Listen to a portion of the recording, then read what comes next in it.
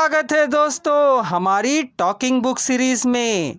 हमारी आज की टॉकिंग बुक सीरीज की पुस्तक है नारी संवेदना। मृदुला सिन्हा के उपन्यासों के संदर्भ में इसकी लेखिका हैं डॉक्टर रमा पद्मजा वेदुला। नदी की तलहट में 9 पत्थरों की तरह नारी संवेदना भी उसे पुख्ता बनाती है। वह अपनी संवेदना के बल पर ही परिवार के सदस्यों को जोड़ती है, इसीलिए उसकी संवेदना समाप्त नहीं होती। यह उसका आभूषण है।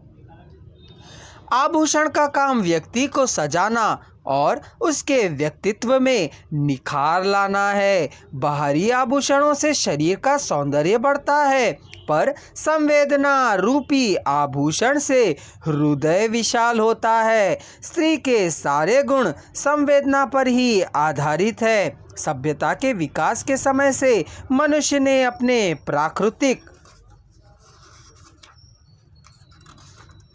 गुणों का आधार स्त्री पुरुष के बीच दायित्व बांट लिया। घर के कामों में विशेष संवेदना की जरूरत होती है, इसलिए वह जिम्मेदारी औरत को सौंपी गई। आधुनिक युग में घर के कामों में औरत का शोषण समझा जाने लगा है। उसका नतीजा यह है कि आज महिला स्वयं को पुरुष बनने पर उतारू है।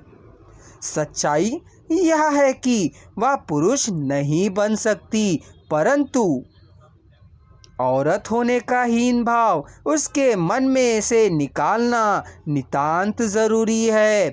औरतों को अपने काम को छोटा नहीं समझना चाहिए। जैसे नर्सरी टीचर, विमान परिचारिकाएं, नर्स आदि इन क्षेत्रों में पुरुष का दिखना भी अटपटा सा लगता है। ये क्षेत्र महिलाओं के लिए अघोषित आरक्षित है, इसीलिए महिलाओं को चाहिए कि वे अपनी संवेदना को सींचती रहे।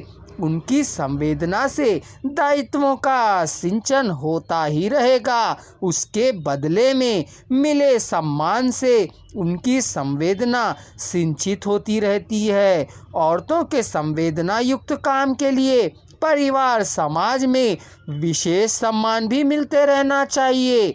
औरतों को चाहिए कि अपने इस विशेष आभूषण को चमकाए रखे।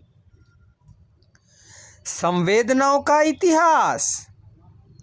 प्रेमचंद पूर्व काल में हिंदी उपन्यास का वास्तविक विकास नहीं हुआ था।